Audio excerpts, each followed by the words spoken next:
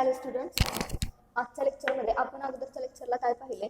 विम्याची तत्वे कोणती विम्याची तत्वे आहेत मी तुम्हाला सांगितले. दोन टाईपची विम्याची तत्वे आहेत. ओके, सो पहिली असतील विम्याची प्राथमिक किंवा मूलभूत तत्वे आणि दुसरी असतील विम्याची दुय्यम तत्वे. Primary principles of insurance and secondary principles of insurance. Okay, त्यामध्ये प्राथमिक तत्वांमध्ये आपण दोन तत्वे बघितले, तीन तत्वे आपण बघितलेली आहेत. त्यामध्ये पहिलं तत्व असेल विमेयहीन तत्व, त्यानंतर हानिभरण तत्व व नुकसान भरपाईचं तत्व, त्यानंतर परस्पर विश्वासाचं तत्व. ओके, आणि आजच्या लेक्चरला आपण बघणार आहोत ते म्हणजे चौथं तत्व. टायटल आहे सहकार्याचे तत्व, प्रिन्सिपल ऑफ कोऑपरेशन. ओके, काय सांगितलं आता या तत्वामध्ये बघूयात आपण. विमा हा एक उपक्रम आहे. देन सामाजिक सहकार्याचा एक उत्कृष्ट नमुना म्हणून विम्याचा उल्लेख केला जातो. बघा, सामाजिक सहकार्याचा एक उत्कृष्ट नमुना म्हणून विम्याचा उल्लेख केला जातो. यामध्ये परस्पर सहकार्य हा विमा व्यवसायाचा मूलभूत आधार किंवा गाभा असून त्यावरच विम्याचे संपूर्ण कार्य अवलंबून असते. काय सांगितलं यामध्ये? परस्पर सहकार्य हे विम्यामध्ये अतिशय महत्त्वाचं आहे आणि विमा व्यवसायाचा मूलभूत आधार म्हणजेच परस्पर सहकार्य आणि परस्परांवर असणारा विश्वास, आधार, याच्यावरती विम्याचं सर्व कार्य अवलंबून असतं. ओके, विम्यात नुकसानीची किंवा हानीची शक्यता ही जास्तीत जास्त असणारे लोक, बघा, विम्यामध्ये नुकसानीची किंवा हानीची शक्यता असणारे लोक जे असतील ते लोक व्यापारी उद्योजक एकत्र येऊन ज्या व्यक्तींना प्रत्यक्ष नुकसान सोसावं लागतं, बघा, ज्या व्यक्तींना प्रत्यक्ष नुकसान सोसावं लागत असतं किंवा हानीची भरपाई त्यांना मिळत नसते, त्यांना नुकसान सोसावं लागतं, आर्थिक झळ त्यांना मिळत असते, त्यांच्यासाठी नुकसान भरपाई करण्याची तरतूद ही इथं केली जात असते. बघा, त्यांच्यासाठी नुकसान भरपाई करण्याची तरतूद ही विम्यामध्ये केलेली असते. त्यासाठी विम्यात सहकार्य करणाऱ्या व्यक्ती एक निधी तयार करतात. बघा, त्यासाठी विम्यामध्ये सहकार्य करणारा व्यक्ती हा एक निधी तयार करत असतात आणि नुकसानीच्या हमीच्या प्रमाणात आणि धोक्याची शक्यता लक्षात घेऊन नुकसानीची जी हमी असेल, नुकसानीचं जे धोक्याचं प्रमाण असेल ते लक्षात घेऊन प्रत्येकाकडून विमा हप्ता गोळा केला जातो. बघा, प्रत्येकाकडून विमा हप्ता गोळा केला जातो आणि त्याचा निधी तयार केला जात असतो. ओके, या तयार केलेल्या निधीमधून जो काही विम्याचा निधी तयार केला जाणार आहे, या निधीमधून प्रत्यक्ष ज्यांना नुकसान सोसावं लागल त्यांची भरपाई केली जाते. प्रत्यक्ष ज्यांना नुकसान सोसावं लागतं त्यांची नुकसान भरपाई इथं केली जात असते. ओके, सहकार हा विम्याचा आत्मा आहे किंवा सहकार्य करणं हे विम्याचा आत्मा आहे. बघा, विमा व्यवसायामध्ये विम्याचा आत्मा कशाला म्हणला आहे तर एकमेकांना सहकार्य करणं हा विम्याचा आत्मा आहे. ओके, असंख्य व्यक्तींनी एकत्र येऊन नुकसान किंवा हानीची भरपाई तरतूद केल्याशिवाय नुकसानीची भरपाई किंवा हानीची भरपाईची तरतूद केल्याशिवाय विमा हा कार्य करू शकत नाही. विमा कार्य करण्यासाठी आपल्याला असंख्य व्यक्ती लागतात आणि त्यांना एकत्र यावं लागतं आणि त्यांनी नुकसानीची तरतूद किंवा हानी भरपाईची तरतूद करावी लागते. त्यावेळेलाच विमा हा कार्य करत असतो किंवा विमा हा कार्य करू शकतो. ओके, तसेच विम्यातून सामाजिक एकता आणि त्याचबरोबर परस्पर सहकार्य हे प्रकट होत असतं. बघा, काय सांगितलंय? विम्यामधून सामाजिक एकता आणि परस्पर सहकार्य प्रकट होत असतं. ओके, काय सांगितलंय? विम्यामध्ये सामाजिक एकता किंवा परस्पर सहकार्य प्रकट होत असतं विम्यामध्ये. अशा प्रकटीकरणातून, असं जे विम्याचं प्रकटीकरण असणार आहे सहकार्याचं, या प्रकटीकरणातून समाजातील व्यापार, व्यवसाय आणि उद्योगाचे कार्य निरंतरपणे चालू राहून, बघा, समाजातील व्यापार, व्यवसाय आणि उद्योगाचे कार्य निरंतरपणे चालू राहून समाजाला वस्तू आणि सेवांचा पुरवठा नियमित व्हावा ही भावना इथं जोपासली जात असते. काय सांगितलंय? असंख्य व्यक्ती ज्या वेळेला एकत्र येतात आणि नुकसान भरपाईच्या तरतुदीची हमी देतात त्यावेळेला विमा हा कार्य करत असतो. ओके, तसेच विम्यामधून सामाजिक एकता आणि परस्परांवरती असणारे सहकार्य इथं प्रकट होत असतं. त्याचबरोबर अशा प्रकटीकरणातून अशा प्रकटीकरणातून समाजातील व्यापार व्यवसाय आणि उद्योगाचं कार्य हे निरंतरपणे चालू राहून समाजाला वस्तू आणि सेवांचा पुरवठा नियमितपणे व्हावा ही भावना इथं जोपासली जात असते. त्यासाठी आकस्मिक ज्यांना हानी सोसावी लागेल, बघा, त्यासाठी आकस्मिक प्रमाणात ज्यांना हानी सोसावी लागेल त्यांचे व्यवसाय व्यापार किंवा उद्योग बंद पडू नयेत. बघा, त्यांचे व्यवसाय व्यापार उद्योग हे काय व्हावे, बंद पडू नयेत आणि समाजाला वस्तू व सेवा आणि रोजगार पुरवण्याचे कार्यही सुरू राहावे या भावनेतून विमा जोपासला जातो किंवा ही भावना विम्यामधून जोपासली जात असते. ओके, समजतंय? आपण काय बघितलं, सहकार्याचं तत्व. सहकार्यावरती सर्व विमा हा अवलंबून आहे, म्हणजे सहकार्य हे विम्यामध्ये अपेक्षित आहे. ओके, त्यानंतरच 5वं तत्व तुम्हाला सांगितलंय संभाव्यतेचं तत्व, प्रिन्सिपल्स ऑफ प्रोबॅबिलिटी. यामध्ये हानीची संभाव्यता ही विम्याची आणखी एक महत्त्वाची बाजू आणि तत्व आहे. हानीची संभाव्यता ही विम्याची आणखी एक आणि महत्त्वाची बाजू आहे किंवा एक महत्त्वाचं तत्व आहे. बघा, हानीची संभाव्यता ही विम्याची एक महत्त्वाची बाजू आणि महत्त्वाचं तत्व आहे. हानीची शक्यता नाही त्यास विम्याची शक्यता नसते. बघा, ज्या ठिकाणी हानीची शक्यता होऊ शकत नाही एखाद्या वस्तूची तर त्याला विम्याची शक्यताही नसते. आणि हानीची संभाव्यता किंवा शक्यता भौतिक बाबी किंवा घटका बाबतीत शक्य असते. हानीची संभाव्यता किंवा हानीची शक्यता ही भौतिक बाबी किंवा घटकांबाबतीत शक्य असते. घटना या मानवी किंवा नैसर्गिक असू शकतात. बघा, ज्या काही घटना घडणार आहेत त्या घटना कशा एकतर त्या मानवी असू शकतात किंवा नैसर्गिक स्वरूपाच्या असू शकतात. परंतु नुकसान किंवा हानी ही भौतिक घटकांना होत असते. नुकसान किंवा हानी ही भौतिक घटकांना होत असते आणि त्यापासून होणारे नुकसान हे पैशाच्या स्वरूपात आपल्याला मोजता येत असतं. मग त्यामध्ये काय येतं बघा, त्यामध्ये आग लागणे असेल, जहाजाची टक्कर होऊन जहाजाचं नुकसान होणे असेल, दंगा किंवा लुटालूट होणं, अपघात होणं, शॉर्ट सर्किटमुळे आग लागणं, भूकंप असेल, ज्वालामुखी असेल, वादळ, अतिवृष्टी, यामुळे जे काही नुकसान होतं, बघा, यामुळे जे काही नुकसान होतं ते अनेक बाबी असतात या नुकसानीमध्ये. याची हानीची संभाव्यता इथे जास्तीत जास्त प्रमाणात असते, नुकसानीची संभाव्यता इथे जास्तीत जास्त प्रमाणात असते आणि विमा याची नुकसान भरपाई आपल्याला करून देत असतो. ओके, त्याचबरोबर प्रत्यक्ष हानी सोसावी लागत असते या ठिकाणी आणि विमा घेणाऱ्या व्यक्ती ज्या असतील किंवा संस्थांचे प्रमाण हे यामध्ये जास्तीत जास्त असतं. बघा, काय सांगितले, आग लागणे, अपघात होणे, जहाजाची टक्कर होऊन नुकसान होणे, दंगा किंवा लुटालूट होणे, अपघात होणे, शॉर्ट सर्किटमुळे आग लागणे, भूकंप, ज्वालामुखी, वादळ, अतिवृष्टी, यामुळे जे काही नुकसान होते किंवा आजारपण असेल इत्यादी बाबी यामध्ये येतात की ज्यात हानीची संभाव्यता ही जास्तीत जास्त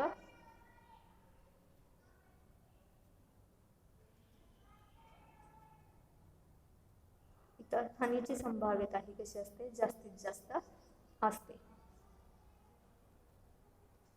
अर्थात प्रत्यक्ष हानी इथं सोसावी लागते. अशा विमा घेणाऱ्या व्यक्ती किंवा संस्थांचं प्रमाण कमी असतं. बघा, अशा पद्धतीने विमा जो घेतला जातो त्या व्यक्तींचं आणि संस्थांचं प्रमाण कसं असतं, अतिशय जास्त असतं. ओके, कमी म्हणता येणार नाही, आता जास्त असणार यांचं प्रमाण. ओके, जोखीम स्वीकारावी लागणाऱ्यांचं प्रमाण हे इथं कमी असतं. बघा, जोखीम ज्यांना स्वीकारावी लागते त्यांचं प्रमाण इथं कमी असतं आणि हे विमा व्यवसाय चालू राहण्यासाठी अत्यंत आवश्यक असतं. कारण विमा हा सहकार्याचा भाग असल्याने सहकार्यावर देखील मर्यादा असते आणि हेही इथं जाणून घेतलं जातं. ओके, त्यानंतर बघा दुसरं, विम्याची दुय्यम तत्वे.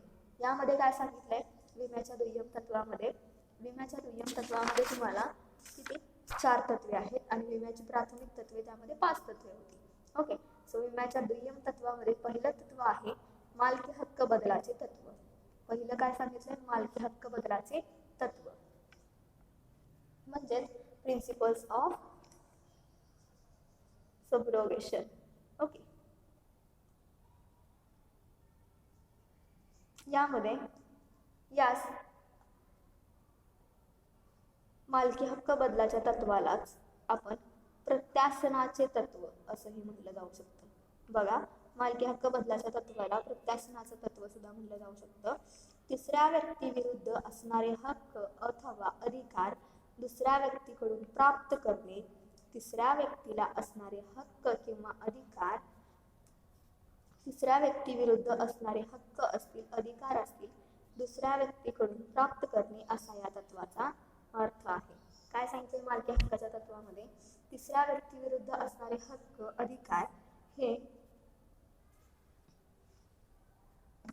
दुसऱ्या व्यक्तीकडून प्राप्त करणे असा या तत्वाचा अर्थ आहे. यामध्ये हानीभरण किंवा नुकसान भरपाईच्या तत्वातून मालकी हक्क बदलाचे तत्व निर्माण झाले आहे. हानीभरण किंवा नुकसान भरपाईच्या तत्वातून मालकी हक्क बदलाचे तत्व हे निर्माण झालेले आहे. या तत्वानुसार विमा कंपनीने विमेदारास त्याच्या विमित मालमत्तेस पोहोचलेल्या नुकसानीची पूर्ण भरपाई केल्यानंतर, बघा काय सांगितलंय, मालकी हक्क बदलाच्या तत्वालाच आपण प्रत्यासनाचं तत्व असं म्हणू शकतो. हे तुम्हाला MCQ विचारलं जाईल. त्याचबरोबर तिसऱ्या व्यक्तींविरुद्ध असणारे हक्क जे असतील ते हक्क आणि अधिकार दुसऱ्या व्यक्तीकडून प्राप्त करणे असा या तत्वाचा अर्थ आहे. हानीभरण किंवा नुकसान भरपाईच्या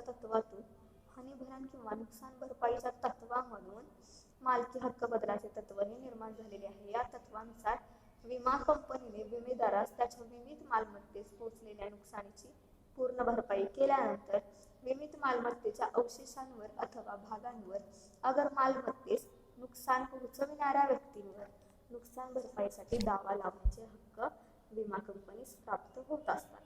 ओके, म्हणजेच मालकी हक्काच्या भूमिकेत बदल होतो. म्हणजेच काय सांगितलंय, मालकी हक्काच्या भूमिकेमध्ये बदल होत असतो.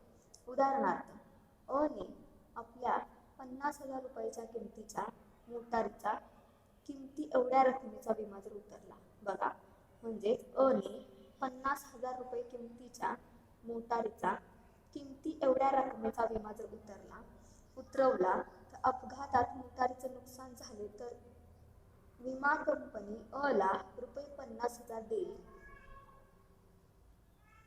व मोटारीचे जे काही राहिलेले अवशेष असतील त्याच्यावरती आपली मालकी इथं प्रस्थापित केली जाईल.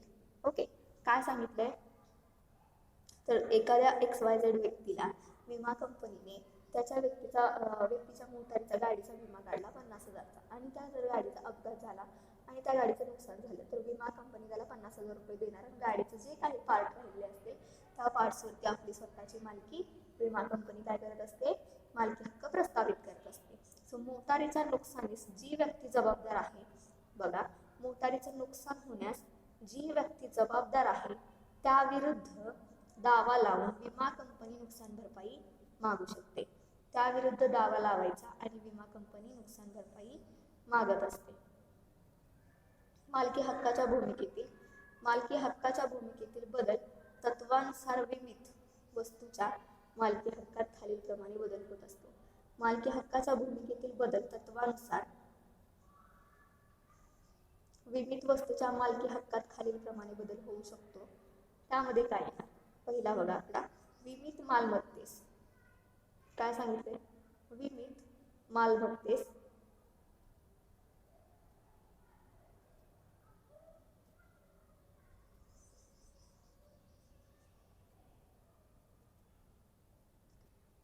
मालमत्तेस झालेल्या नुकसानीची भरपाई केल्यानंतर विमित मालमत्तेच्या अवशेषांवर विमा कंपनीचा मालकी हक्क हा प्रस्थापित होतो. ओके, विमित मालमत्तेस झालेली जे काही नुकसानीची भरपाई केल्यानंतर विमित मालमत्तेच्या अवशेषांवर विमा कंपनीचा मालकी हक्क प्रस्थापित होत असतो. मालमत्तेच्या अवशेषांची विमा कंपनीस विक्री करता येते. बघा, जे काही माल असणारे ज्याचे अवशेष शिल्लक राहणार आहे त्याची विक्री विमा कंपनी करू शकते. ओके, विमा कंपनी अतिरिक्त इतर ठिकाणाहून विमा कंपनी अतिरिक्त विमा कंपनी व्यतिरिक्त इतर ठिकाणाहून विमेदारास काही नुकसान भरपाई जर मिळाली तर त्यावर विमा कंपनीचा हक्क हा प्रस्थापित होत असतो. ओके, विमा कंपनीच्या व्यतिरिक्त इतर ठिकाणाहून जर विमेदारास काही नुकसान भरपाई मिळाली तर त्यावरती विमा कंपनीचा हक्क प्रस्थापित होत असतो.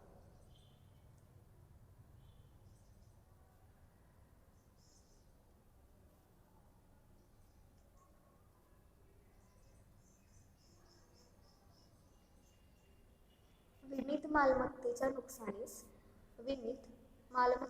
नुकसानीस जबाबदार असणाऱ्या व्यक्तींविरुद्ध जी काही विमीत मालमत्ता असेल त्या विमीत मालमत्तेच्या नुकसानीस जबाबदार असणाऱ्या ज्या काही व्यक्ती असतील त्या व्यक्तींच्या विरुद्ध विमा कंपनी नुकसान भरपाईसाठी आपला दावा लावत असते. ओके, सो हे झालं विम्याचं दुय्यम तत्वामध्ये पहिलं तत्व, मालकी हक्क बदलाचे तत्व. त्यानंतरचं दुसरं तत्व असेल ते म्हणजे अंशदायित्वाचं तत्व. काय सांगितलं यामध्ये? अंशदायित्वाचं तत्व, प्रिन्सिपल ऑफ कॉन्ट्रीब्युशन.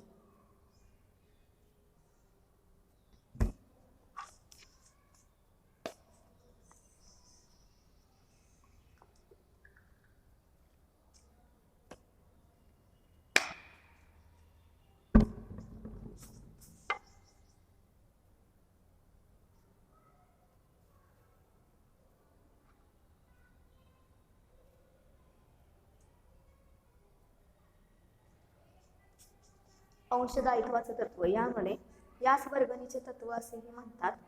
अंशदायित्वाच्या तत्वालाच वर्गणीचं तत्व असं म्हणलं जातं. नुकसान भरपाई किंवा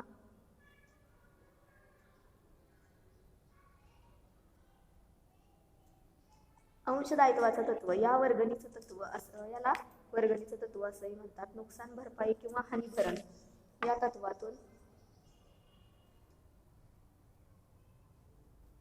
नुकसान भरपाई किंवा हानीभरण या तत्वातून अंशदायित्व किंवा वर्गणी तत्वाचा उगम झालेला आहे. विमेदाराने विमीत मालमत्तेचा एकापेक्षा अधिक विमा कंपन्यांकडे विमा घेतल्यास अशा मालमत्तेला पोहोचलेल्या हानीची भरपाई प्रत्येक विमा कंपनीने स्वतंत्र व पूर्णपणे न करता सर्व विमा कंपन्यांनी सारख्याच प्रमाणात करणं याला वर्गणी किंवा अंशदायित्व असे म्हणतात. उदाहरणार्थ, अने आपल्या घराचा 50,000 रुपयांचा विमा इंडियन जनरल इन्शुरन्स कंपनीकडून घेतला आहे. ओके, त्याच घराचा 50,000 रुपयाचा विमा हिंदुस्तान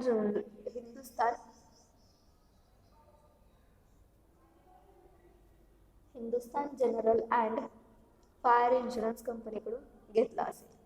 बघा, उदाहरणार्थ XYZ या व्यक्तीनं आपल्या घराचा 50,000 रुपयाचा विमा हा इंडियन जनरल इन्शुरन्स कंपनीकडून घेतला आणि त्याच घराचा 50,000 रुपयाचा विमा Hindustan general and fire insurance कडून घेतला. तर या घराच्या आगीमुळे 30,000 रुपयाचे नुकसान झाले तर अला दोन्ही विमा कंपनीकडून प्रत्येकी 30,000 रुपये नुकसान भरपाई मिळणार. म्हणजेच किती रुपये नुकसान भरपाई मिळणार? 60,000 रुपये नुकसान भरपाई अला मिळणार. अंशदायित्वाच्या तत्वानुसार दोन्ही विमा कंपन्या मिळून अला 30,000 रुपये देतील. ओके, अंशदायित्वाच्या तत्वानुसार दोन्ही विमा कंपन्या मिळून अला काय देतात? 30,000 रुपये देतात. विमा करार हा फायदा मिळवण्याच्या उद्देशाने घेतलेला असल्याने नुकसानीपेक्षा अधिक रक्कम विमेदारास मिळू शकत नाही. आयुर्विमा हा अंशदायित्वाच्या तत्वास अपवाद असून व्यक्ती आपल्या आयुष्याची कितीही विमापत्रे घेऊ शकते, कारण प्रत्येक व्यक्तीला त्याच्या आयुष्यात अमर्याद विमेहित असते व आयुर्विम्यामागे नुकसान भरपाई हा उद्देश इथं नसतो. ओके, देन थर्ड नंबरचं तत्व आहे नुकसानी कमी करण्याचं तत्व, principle of mitigation of loss. Okay, या तत्वामध्ये काय सांगितलंय तर विमित वस्तूला होणाऱ्या नुकसानीचं प्रमाण हे कमी राहील. बघा, जी काही विमित वस्तू असणार आहे की जिचं नुकसान भरपाई म्हणून द्यावी लागत असते विमा कंपनीला, तर त्या वस्तूचं नुकसान इथं कमी राहील. या दृष्टीने आवश्यक ती काळजी घेण्याची विमेदारावर जबाबदारी टाकणारे हे तत्व असते. ओके, काय सांगितलं यामध्ये, विमित वस्तूला होणाऱ्या नुकसानीचं प्रमाण कमी राहील या दृष्टीने आवश्यक ती काळजी घेण्याची विमेदारावर जबाबदारी टाकणारे हे तत्व होय. विमेदाराने मालमत्तेचा विमा घेतल्यास निष्काळजी न राहता विमित वस्तूचे संरक्षण करावे. आणि मालमत्तेचा विमा उतरला नसता तर त्याने जी काळजी घेतली असती व धोक्यापासून मालमत्तेचे रक्षण केले असते तितकी काळजी घ्यावी, हा या तत्वाचा उद्देश आहे. ओके, तसेच विमित वस्तूला धोका निर्माण झाल्यानंतर विमित वस्तू जी असेल त्या वस्तूला धोका निर्माण झाल्यानंतर त्याने होणाऱ्या नुकसानीचे प्रमाण कमीत कमी राहील. बघा, त्या धोक्यापासून होणाऱ्या नुकसानीचं प्रमाण कमीत कमी राहील. आणि त्याचबरोबर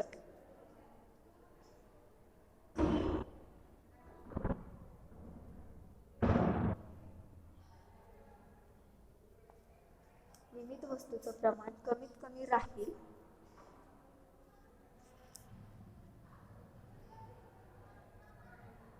यासाठी पुरेशी काळजी इथं घेणं अत्यंत आवश्यक असतं. त्याचबरोबर उपाययोजना करणे हे विमेदाराचे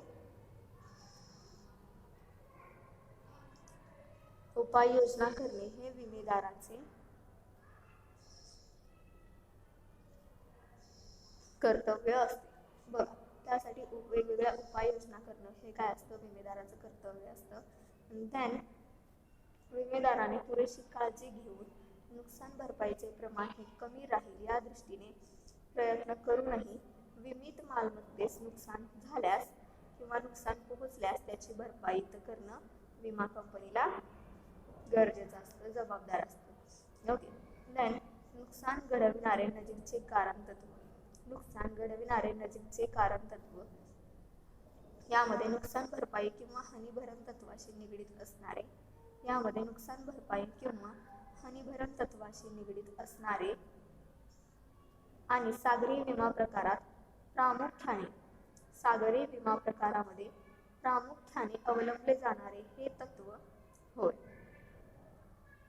देन कौसा प्रोमिक्सा ही लॅटिन संज्ञा असून, बघा, नुकसान घडवणारे नजीकचे कारण तत्व म्हणजे कौसा प्रोमिक्सा ही लॅटिन संज्ञा आहे आणि यास निकटतम कारण असं म्हणलं जातं. लक्षात ठेवा, तुम्हाला MCQ ला विचारलं जाऊ शकतं. कौसा प्रोमिक्सा ही कशी लॅटिन संज्ञा आहे आणि त्यालाच निकटतम कारण असंही म्हणलं जातं. ओके, म्हणजे जवळचे कारण असं याला म्हणू शकतो आपण. सागरी विमा प्रकारात सागरी प्रवासात मालमत्तेस धोका पोहोचल्यास सागरी विमा प्रकारामध्ये जर सागरी प्रवासात मालमत्तेला जर धोका पोहोचला तर असा धोका कोणत्या कारणाने पोहोचला ते जाणले जाते. बघा, असा धोका कोणत्या कारणाने पोहोचला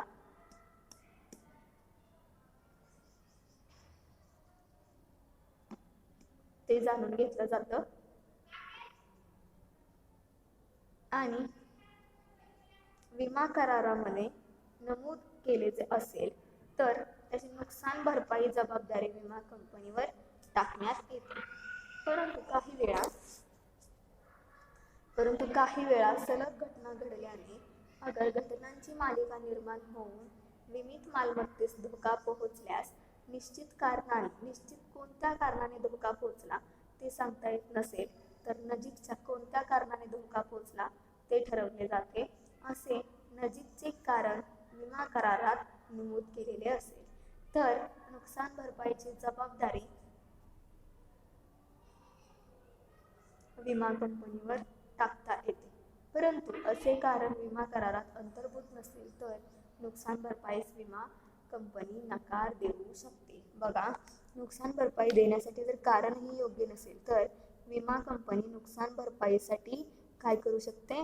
नकार देऊ शकते. देन विमेदार पुढील बाबतीत नजीकच्या तत्वानुसार नुकसान भरपाई मिळवू शकतो. बघा, विमेदार हा पुढील बाबतीत नजीकच्या तत्वानुसार नुकसान भरपाई मिळवू शकतो. विमा करारात नमूद असलेल्या कारणामुळे झालेले नुकसान. बघा, विमा करारात नमूद असलेल्या कारणामुळे जे काही नुकसान होतं त्या नुकसानामध्ये विमा करारात नमूद असलेल्या कारणामुळे झालेले नुकसान विमेदार कोणत्या कोणत्या नजीकच्या कारण तत्वानुसार भरपाई मिळवू शकतो.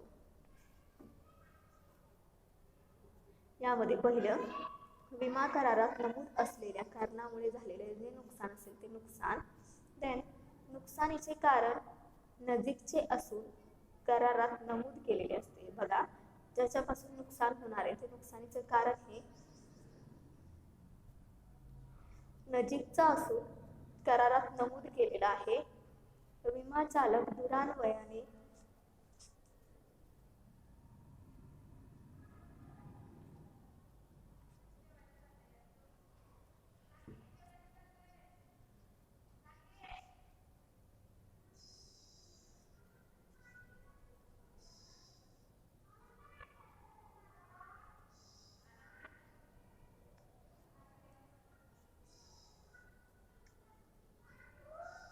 नुकसानीचे कारण नजीकचे असून करारात नमूद केलेले असते.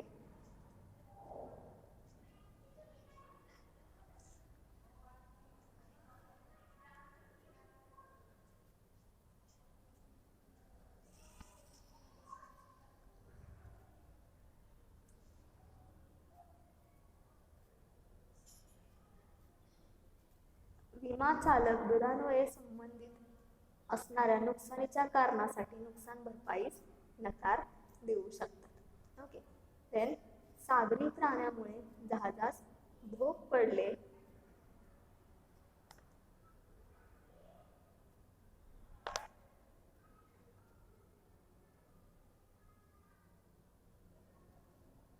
काही वेळा सागरी मार्गातून ज्या वेळेला वाहतूक लाखो टनांनी वाहतूक सागरी मार्गातून केली जात असते, या वस्तूंची आयात निर्यात तिथून केली जात असते समुद्रामार्गे. समुद्रामार्गे वाहतूक केली जाते म्हणजेच लाखो टन वस्तू या काय केल्या जातात? समुद्रामार्गाने ने-आण केल्या जातात. ओके. सो त्यामध्ये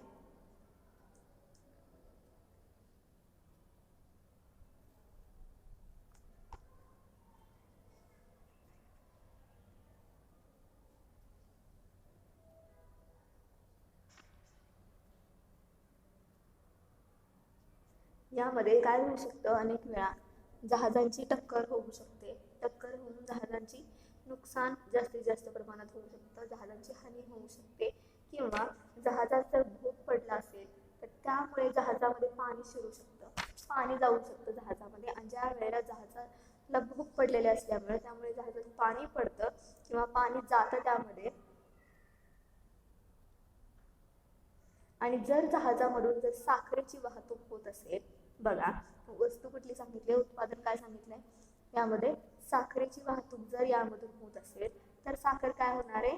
भिजणार, म्हणजे साखरेचं पाणी होणार आणि तिथं साखरेचं जास्तीत जास्त नुकसानही होणार असतं. जहाजामध्ये पाणी गेलं म्हटल्यानंतर साखर जर असेल तर त्याचंही तिथं पाणी होणार. पाणी आणि साखर हे आपल्याला ओळखू येणार नाही इतक्या प्रमाणात इथं नुकसान होत असतं.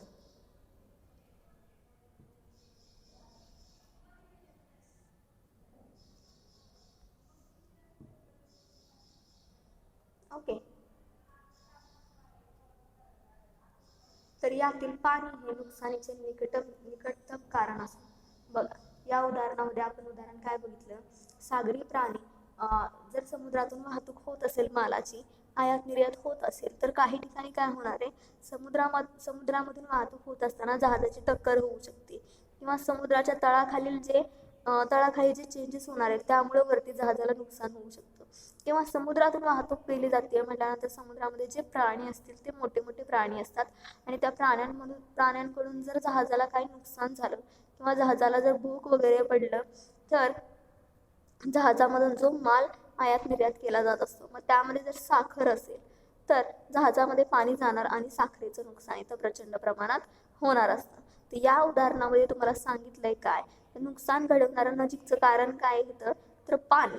पाण्यामुळे साखरेचं नुकसान झालं. पाणी जहाजात गेलं म्हणून साखरेचं काय झालं, साखरेचं पाणी झालं. म्हणजेच इथं नुकसान घडवणारं जवळचं नजीकचं कारण काय आहे तर पाणी. ओके.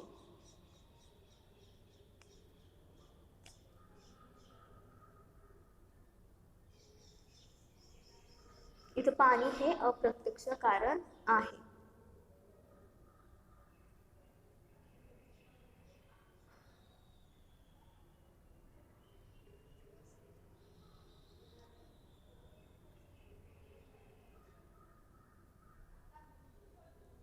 सागरी विमा प्रकारामध्ये नुकसानीचे निश्चित कारण ठरवणं काही वेळा शक्य होत नाही. बघा, सागरी विम्यामध्ये नुकसान नक्की कशापासून झाले, ओके, हे कारण ठरवणं प्रत्येक वेळेला शक्य होत नाही. कारण सागरी मार्गातून जर वाहतूक होत असेल तर समुद्राच्या तळाशी ज्या घटना घडतात किंवा समुद्राच्या तळाशी जे चेंजेस होतात त्यामुळे सुद्धा जहाजाचं नुकसान होऊ शकतं. आणि समुद्राच्या तळाशी ज्या चेंजेस होत आहेत त्याचा आपण अंदाज लावू शकत नाही किंवा जहाज चालवणारी व्यक्ती ती त्याचा अंदाज लावू शकत नाही. त्या अनिश्चित घडणारे गोष्टी असतात. ओके. त्यामुळं सागरी विमा प्रकारात नुकसानीचं निश्चित कारण काय आहे हे इथं ठरवता येत नाही. ज्या वेळेला नुकसानीचं निश्चित कारण ठरवता येत नसतं त्यावेळेला नुकसान भरपाई देण्यासाठी ते कारण आपल्याला शोधावं लागत असतं. आणि जर शोधलं जात नसेल तर नुकसान भरपाई मिळण्यास आपल्याला अडचणी येत असतात. त्यामुळं निकटतम कारण आणि नजीकचे कारण या तत्वाचा अंतर्भाव इथं केला गेला आहे. ओके. सो आपण काय बघितलं, विम्याची तत्वे. विम्याच्या तत्वामध्ये विम्याचे प्राथमिक तत्वे आणि विम्याचे दुय्यम तत्वे. आज आपण दुय्यम तत्वे बघितलीत आणि प्राथमिक तत्वामध्ये 2 तत्वे आपली राहिलेली ती आपण बघितली. तर ती कोणती होती तर सहकार्याचं तत्व, संभाव्यतेचं तत्व. ओके. आणि त्याचबरोबर दुय्यम तत्वांमध्ये मालकी हक्क बदलाचे तत्व, अंशदायित्वाचं तत्व,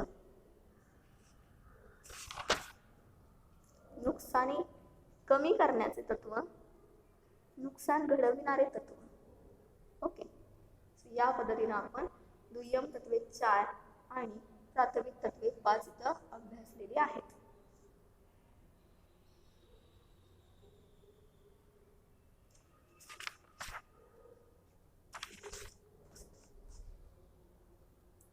विम्याच्या तत्वामध्ये primary or fundamental principles of insurance, यामध्ये विम्याची प्राथमिक किंवा मूलभूत तत्वे मग कोणती आहेत ती तर विमेय हित तत्वे. त्यामध्ये विमेय हित कोणाला आणि कोणत्या बाबतीत असावं.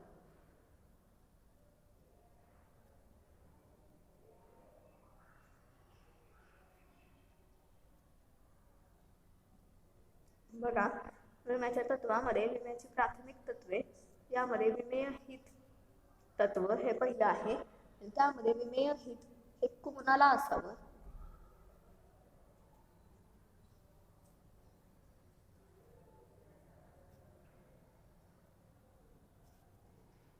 विमेय हित कोणत्या बाबतीत असावं हे आपण अभ्यासलंय. त्यानंतर दुसरं तत्व हानीभरण तत्व किंवा नुकसान भरपाईचं तत्व. यामध्ये आपण हानी भरण्याची पद्धत बघितली. त्यामध्ये किती पॉईंट होता तर त्यामध्ये 3 पॉईंट्स होते. ओके. त्यामध्ये पहिला रोख रकमेत भरपाई. हानीभरण तत्वामध्ये बघा, रोख रकमेत भरपाई, त्यानंतर वस्तूची दुरुस्ती, देन वस्तू बदलून देणे अथवा पूर्वस्थितीत आणणे.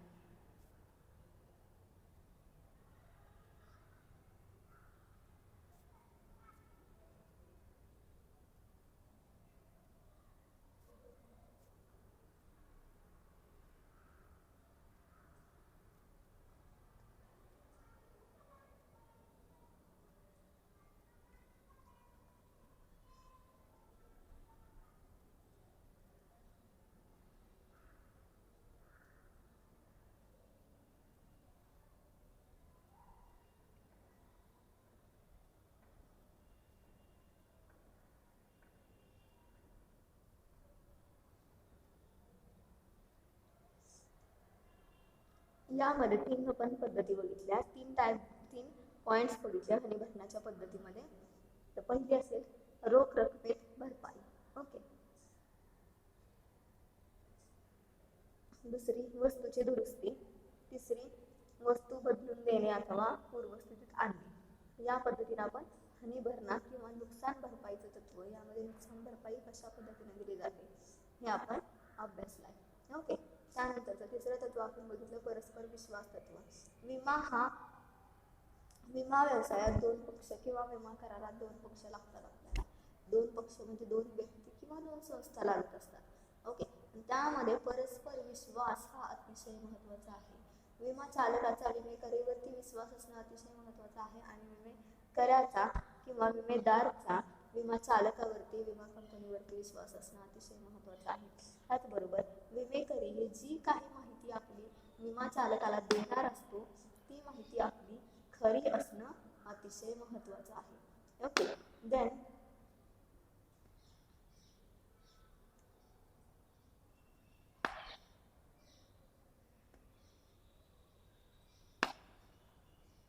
विमा चालक विमा कंपनीबद्दल जी काही माहिती विमेदाराला देत असतो ती इन्फॉर्मेशन ही खरी असते का अतिशय आवश्यक असतं किंवा महत्त्वाचं असतं. ओके. या आपण पाहिलंय परस्पर विश्वास तत्वामध्ये. देन वस्तुनिष्ठ सत्य माहिती आपण त्यामध्ये पाहिली. बघा, वस्तुनिष्ठ सत्य माहिती जी की विमा करार करत असताना विमा कंपनीला द्यावी लागत असते.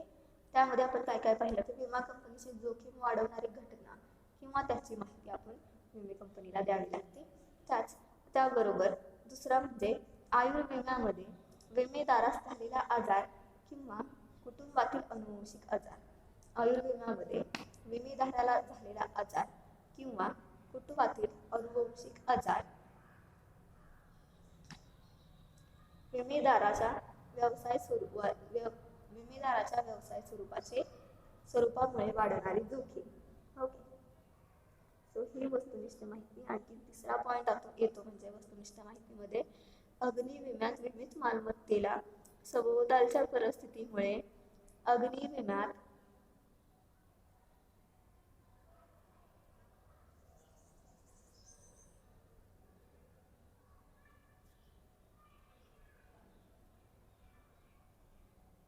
विमित मालमत्तेला सभोवतालच्या परिस्थितीमुळे धोका पोहोचण्याची जी शक्यता असते. ओके. अग्निविम्यामध्ये विविध मालमत्ता जी असते त्या मालमत्तेला सभोवतालच्या परिस्थितीमुळे जो काही धोका पोहोचू शकतो किंवा धोका पोहोचण्याची शक्यता त्यांना असते. त्यानंतर चौथा पॉइंट सागरी विमा प्रकारात जहाजाची योग्य निगा न ठेवल्याने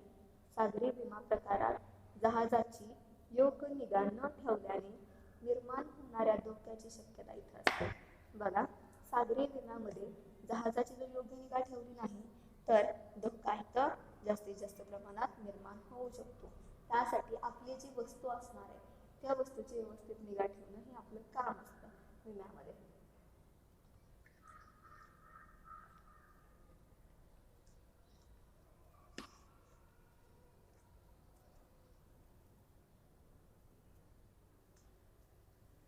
देन घरफोडी विमा प्रकारात विविध मालमत्तेत पूर्वी घरफोडी झालेलीचे प्रकार. ओके. काय सांगितलं यामध्ये, घराचा जर विमा करत असो आपण तर घरफोडी अगोदर झालेली आहे का, आणि अगोदर जर घरफोडी झालेली असेल तर ती कशा पद्धतीने झालेली, कोणत्या वस्तूचं नुकसान यामध्ये झालेलं याची इन्फॉर्मेशन जी दिली जाते विमेकरीकडून विमा चालकास किंवा विमा कंपनीस, ती इन्फॉर्मेशन तिथं देणं अतिशय आवश्यक असतं.